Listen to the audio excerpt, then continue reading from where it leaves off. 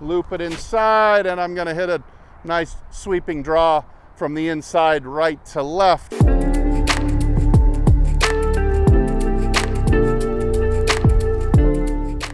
So one major factor in the way that you practice and ultimately get better in the long run is the exaggeration principle. So if you're going to go out on the course, let's say you're trying to hit the ball farther, that's a big theme of this channel, you're going to have to be able to do it on the driving range, that faster club head speed, let's say you're going for, like 1,000 times higher level than what you're expecting to do on the course. So let's say that you average 89 miles an hour. It's a pretty typical number for a viewer on this channel, 89 miles an hour, and you're driving the ball 235 yards on average, and you'd really like to get it up to 250 or 260.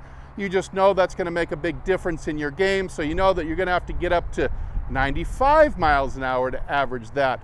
Well, if you're going to swing 95 miles an hour, no-brainer style on the course, you're going to need to have swung on the range probably 100 miles per hour 1,000 times.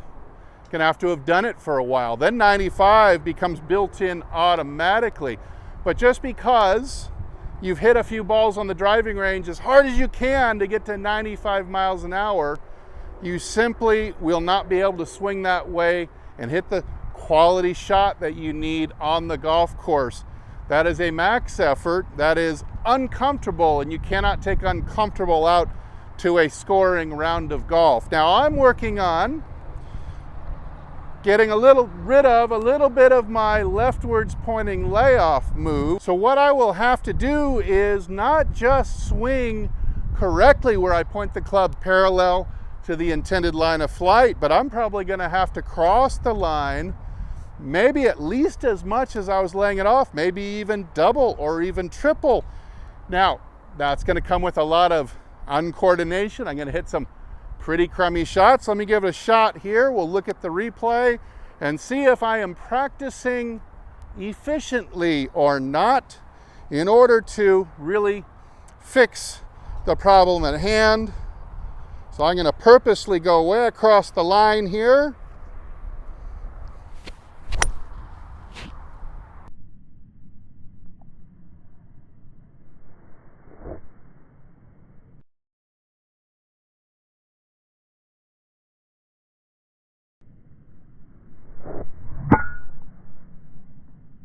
Horrible shot, but that's not really the point. If I'm judging my practice on how well I hit the ball while I'm working on something mechanical, I'm doing it wrong. What I'm looking for is medium to long-term permanent change in behavior, permanent improvement.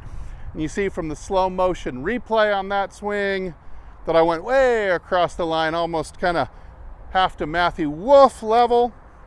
And that makes me happy, because when I get out on the course after another several hundred of these, I won't have to think about it at all. I'll just automatically go about half of what I just did, and it won't feel clumsy at all. So anything that you can improve about your swing or your golf game, you can expect to have the best improvement based on this over-exaggeration factor. I've used club head speed.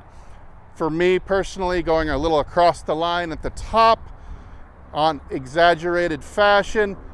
Somebody who is an outside inner over the topper, you might just practice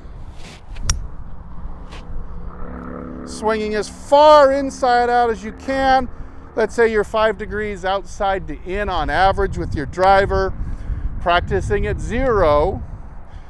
Well, it may be really hard to do, and it's certainly some kind of improvement, but I'll bet you won't be able to pull it off in practice or on the golf course for a long time.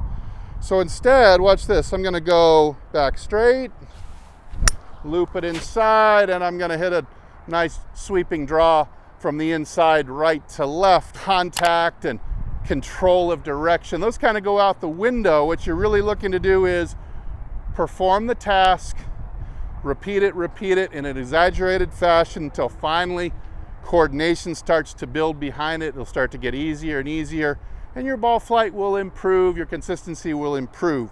So almost anything that you can do on the range, you should be at least some of your practicing it on an over-exaggerated basis, more so than you're ever going to need on the course.